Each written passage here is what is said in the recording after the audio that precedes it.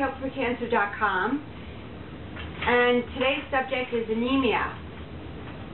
The symptoms of anemia are as follows: eyes yellowing, paleness, coldness, and yellowing of skin, shortness of breath, muscular weakness,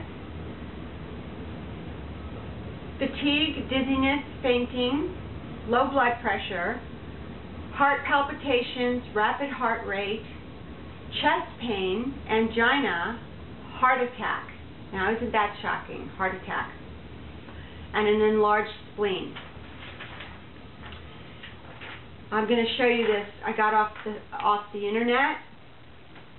I don't know how well you can see it all, but that's what I was reading to you. There are certain foods that are high in iron, but if you're a cancer patient, you should eat them. So I'm going to go through this list really fast. First one is dried thyme, the spice. How you can get this into your diet is if you make chicken stock, homemade chicken stock, then one of the main ingredients is the spice thyme. 1 tablespoon of thyme supplies you with 124 milligrams of iron. Now, why do you need iron?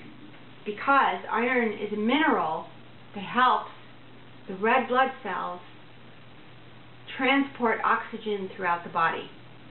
And without iron, one becomes anemic. Okay, the next one is cocoa powder or chocolate. There's 1.8 milligrams of iron per tablespoon, but it can't be chocolate or cocoa powder with milk or other fats and other ingredients. It's just got to be the pure product. Liver, duck liver, pork liver. They have approximately, let's see, duck liver is 30.5 milligrams. That's a high amount. Pork liver is 17.9 milligrams of iron in 3-ounce serving of. In a 3-ounce serving, there's 17.9 milligrams of iron. Okay, 4. Now, cancer patients in treatment should not eat these. Clams, oysters, mussels.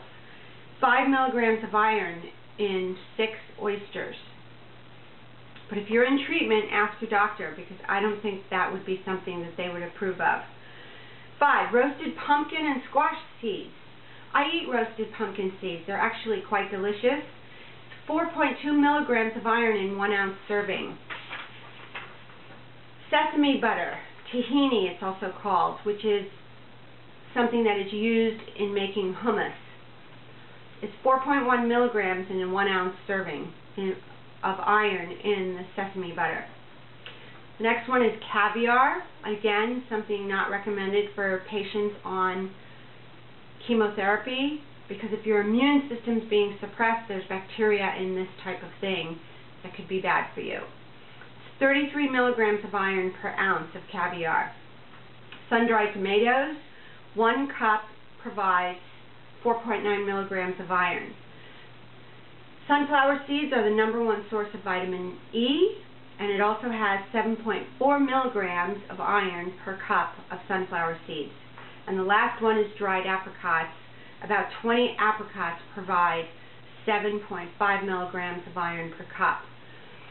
It takes about 5 weeks to turn around an iron deficiency, which leads to anemia. Another simple solution is to go to the health food store and look for a product called desiccated liver. This way you can take the capsules. If you don't like the taste of liver or liverwurst, then you can take the capsules. I don't recommend ferrous sulfate, the standard iron supplement given by doctors. And the reason why is it is incredibly binding on your intestines. So that's the side effect of that. That's why I recommend desiccated liver capsules or tablets to turn it around. On the National Institutes of Health website, if you type in list of iron-rich foods, that will also help give you more choices than this list. And I have a list of grains rich in iron: brown rice, wheat germ. Let's see which ones are the highest ones. Raisin Bran cereal, kidney beans, chickpeas, broccoli, green beans, beets, peas, vegetables, green leafy vegetables, watermelon. So there you go, there's some tips. Make sure you don't confuse anemia with dehydration, because if you're dehydrated, you can have similar symptoms to anemia, except it's due to lack of water. So a good way to go about this is to increase your water consumption while you're increasing foods rich in iron or taking the desiccated liver tablets. Any patient on treatment should ask their doctor. I think the desiccated liver would be okay, but you should always check before taking a supplement. Check with your oncologist to make sure it's okay and there's nothing that's going to cause a problem with the chemotherapy. Anemia is a very common problem in the United States, and then if you're on treatment, treatment can compound anemia when the chemotherapy is intentionally suppressing the immune system. There is another product. It's called Dr. Wheatgrass. It's on drwheatgrass.com website, and the product is Wheatgrass Super Shots. It's a small bottle. I don't make any money. I'm not connected to them in any way. But when my daughter was on treatment, we got approval for her to take that every day, and it lessened her transfusion requirements significantly. So products like that, wheatgrass, chlorella, those kind of things are very good for the blood. But again, you'd have to check with your doctor. Okay, thank you very much. Good luck to you. See you again.